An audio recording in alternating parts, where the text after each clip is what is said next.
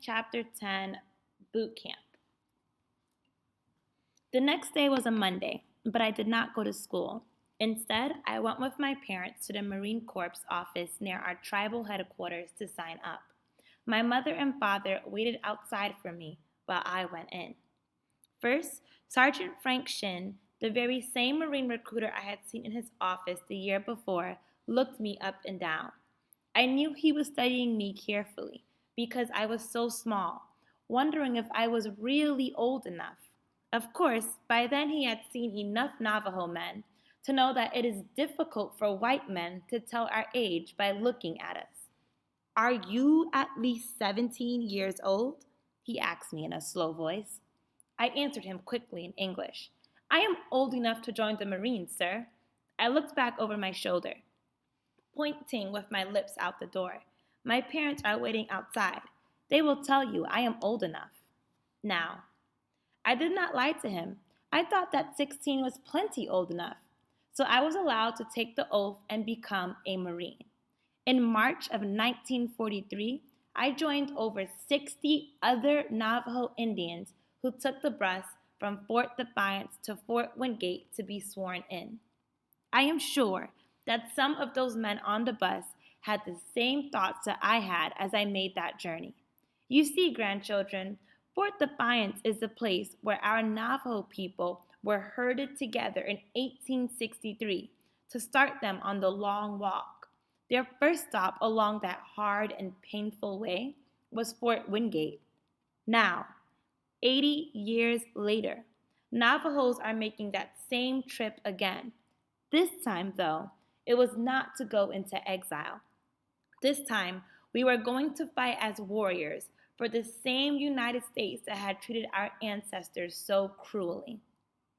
From what I know now, having talked over the years to many other jarheads, as we Marines call ourselves, my experiences at boot camp were a lot like those of every man who entered the Marines.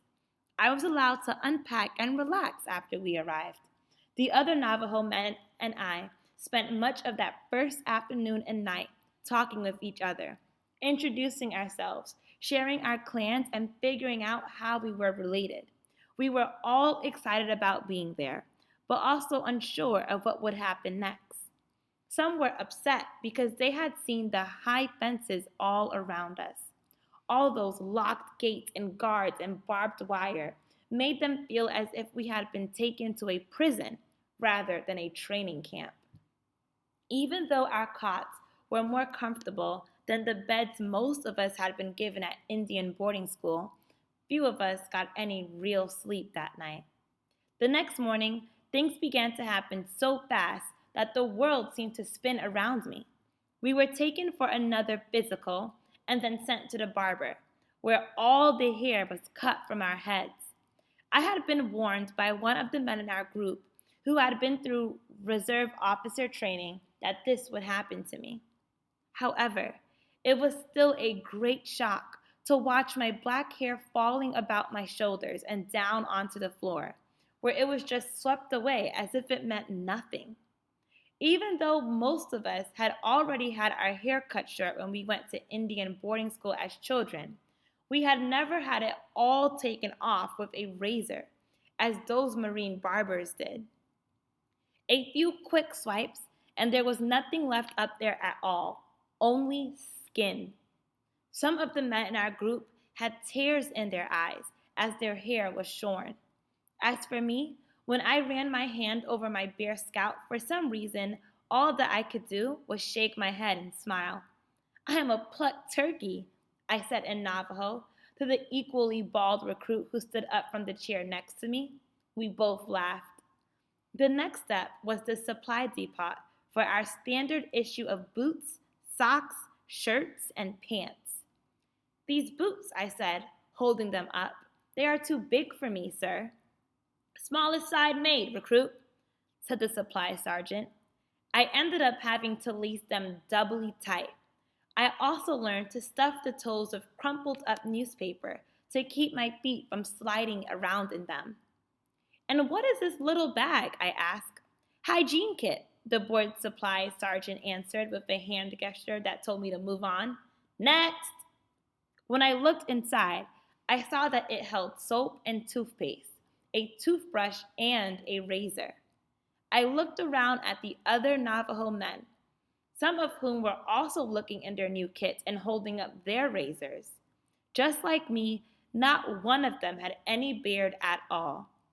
However, despite our lack of facial hair, every Navajo recruit was still expected to put soap on his face each morning and scrape away his imaginary beard.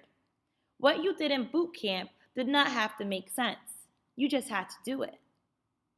That became even clearer as the day went on. Wherever I went, big men with angry faces yelled at me. No matter what I did, I could not do it right. "What are y'all ashamed of, recruit?" The drill instructor yelled at me, leaning down so that his nose was almost touching mine. "You'll lift your head up when I'm talking to you, boy." I lifted my chin to look up at his face, as I had been taught to do in Indian school. However, that did not please him either. "Are you eyeballing me, boy?" he bellowed. "Look straight ahead."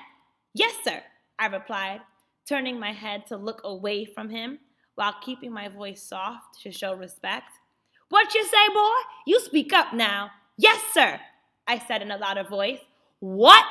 "Yes, sir," I screamed. Then he nodded and moved on to his next victim in our line of confused Navajos, who had been standing at attention for more than half an hour. I should add, my grandchildren, that not only did our drill instructor speak English in a strange way, he also used many colorful words and descriptive phrases that I won't repeat. Even among the Biliganas, those words are not ones most people will say in public. Insulting new recruits, we would learn, was something that drill sergeants were required to do. I think it was probably harder for young white men to be abused like that by their drill sergeants than it was for us Navajos. Being Indians, we were used to having white men shout at us and tell us we were worthless and stupid. As boot camp went on, I actually found that what they expected us to do was pretty simple.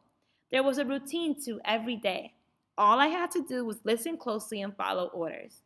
One purpose of boot camp is to take young men who are out of shape and make them physically fit. However, just as Johnny Manuelito had said, what most young men found challenging was easy for us Indians.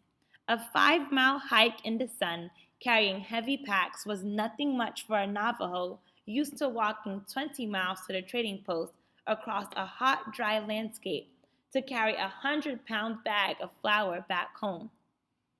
Running, climbing, and doing calisthenics were easy for me. It surprised me to see how hard these things were for the white recruits in the other platoons at boot camp. After a long run, they would fall down onto the ground and some would be sick. We Navajos would just stand and wait for the next thing we had to do. No matter what it was, whether it was the obstacle course or crawling under barbed wire while real bullets were fired over us, we Navajos were just about the best. Even drilling was not a new thing for those of us who had been to boarding school. One of the first things they did at school was to teach all Indian children how to line up and march in step. But I remember one amusing thing about our marching. When you march in the Marines, you count in English like this: 1, 2, 3, 4, 1, 2, 3, 4. That is called counting cadence. One day, though, our white sergeant ordered me to count cadence in Navajo, but counting takes longer in Navajo. By the time I said 1, tai, we had gone 3 steps. Naki, I counted. 2. That took 2 more steps. I think, I said in Navajo, that by the time I reach 10, we will all be confused old men. We burst out laughing. Even the sergeant shook his head in amusement. After that, he stuck to English for marching. There was also hand-to-hand combat and weapons training. I really enjoyed using those weapons. The first all Navajo platoon had scored the highest marks ever on the pistol and rifle range. Our second platoon did just about as well. I qualified as an expert marksman. I also liked wrestling. Although I was not tall, I could easily pick up another man much larger than myself and throw him to the ground. But I did not like boxing. Hitting another person with my fists never seemed natural to me. There was only one thing in basic training that scared most of us. In fact, grandchildren, it almost caused me to wash out. Perhaps I should say drown out. It was the swimming test. I should have expected it. After all, we were called Marines and were part of amphibious units. That meant we would be called upon to attack the beaches, jumping out of boats and landing craft. I had thought, though, that swimming wouldn't be that necessary. After all, those boats would just bring us right up to shore. I would learn later just how wrong I was about that. How many of you sheep herders know how to swim? Our drill instructor growled. Step forward if you do. Howard Billyman started to step forward, then hesitated and stood where he was. The drill instructor shook his head and looked disgusted. So what do you weak sisters expect to do if your boat sinks or you have to get across a blankety blank river once you're out in combat? You think you're going to walk on a blankety blank water? No, sir, we all shouted back. No, sir, indeed, the drill instructor said, with a sinister smile on his face. Follow me on a double. He took us to a big swimming pool and lined us up. One by one, we were blindfolded. Then, without even a word of instruction, we were pushed into the deep end of the pool. Most of us came struggling back up to the surface, coughing and choking and clawing at the water. Sink or swim, jarhead, our drill instructor yelled at us. Surprisingly, even though we've never been in deep water before, many of us Navajos did manage to get from one side of the pool to the other. Swimming, it seemed, was something that most people just do naturally when they have to. Those who floundered or panicked were pulled out, had the water pumped out of them, and then were pushed back in again. Real swimming instructions, teaching us how to swim the right way, only began after we succeeded in getting across that pool on our own. Then it was my turn. Howard Bullyman, who had been just ahead of me in line, had actually managed to get from one side of the pool to the other, moving his hands the way a dog paddles with its paws. I can do that, I thought to myself. But when they grabbed me, all thoughts went out of my head. I was so small that the drill instructor didn't push me in. He lifted me up and tossed me like a rock. And that was how I swam, too, just like a rock. I sank right down to the bottom and did not come up. I stayed there, standing on my feet with my arms held out. I just could not move. Everyone else said they had never seen anything like it. I wasn't struggling, just standing there, holding my breath. The drill instructor and the swimming instructor had to jump in and fish me out. Listen, Brigade, they told me, we're not making you live down there in the pool. We want you to get out of it, understand? Yes, sir, I said. This time, when they threw me in, it was without the blindfold. Just as before, I sank straight to the bottom. But without the blindfold on, it was different. Although things looked blurred and made my eyes feel strange, I could actually see underwater. Step by step, I walked across the bottom of the pool until I reached the shallow water and could climb out. I looked over at the swimming instructor. He had his hands over his face. I wasn't sure if he was laughing or crying. Eventually, I discovered that if I took a deeper breath, I could float up in the water. I did learn to swim, but I was the last man in our platoon to do so. One funny thing that I learned later from talking with other non-Indian Marines was that many white men found it hard to get used to the food served at boot camp. Man, that was the worst slop I ever ate, my friend Smitty said to me in the South Pacific while we were sharing our memories of boot. I did not know what to say back to him. Like all the other Navajos who went through boot camp, I thought the food was fine. Not only that, there was always enough to eat in the mess hall. Kiesticity, one of the other Navajo men in our platoon, said just what I felt as we stood in line, filling our plates for the second time.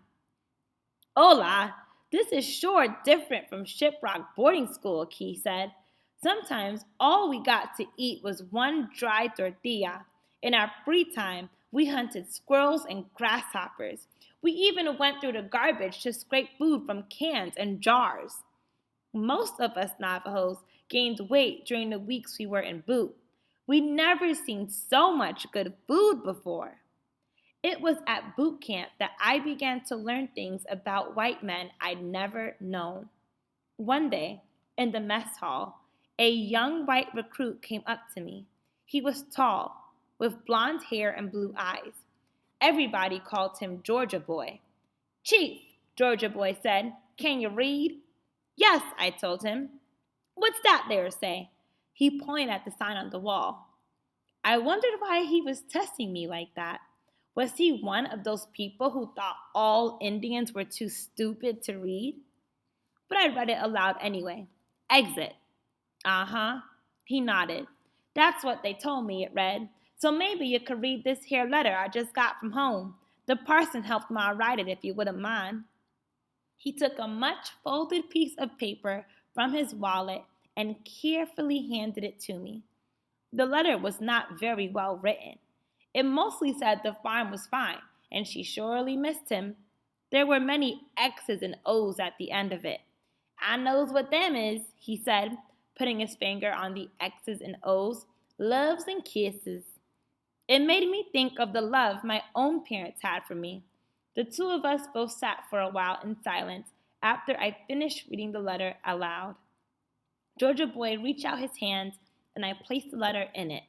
He refolded it carefully and put it back into his wallet. Then he took my hand and shook it. Thank you, he said. Back home in the mountains, I never learned no reading.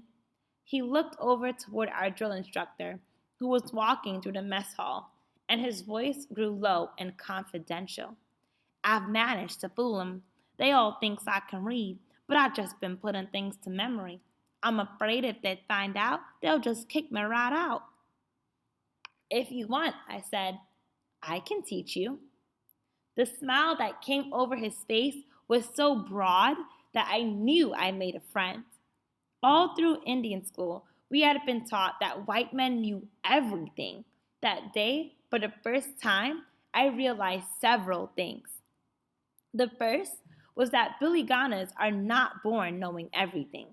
The second was that in many of the most important ways, white men are no different from Navajos. The third, that no matter who they are, people can always learn from each other. This concludes our chapter reading of chapter 10 in Code Talker. Your homework was to read chapter 10 and create a notice and wonder chart.